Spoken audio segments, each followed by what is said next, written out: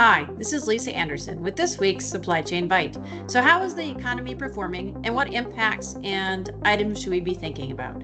So overall, the economy is actually performing pretty well at 2.9% GDP versus a goal of around 3%. On the other hand, inflationary has been a bit robust.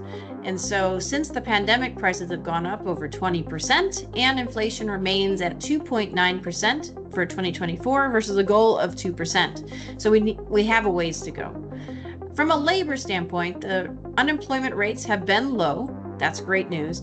On the other hand, the labor force participation rate is about 1% below what it was pre-pandemic, which means there just simply aren't enough people in the workforce, which we see when we see a lack of high-skilled resources.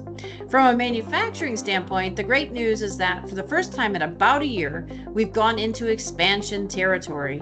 So that's fabulous news, and we can expect a resurgence of manufacturing in the coming year.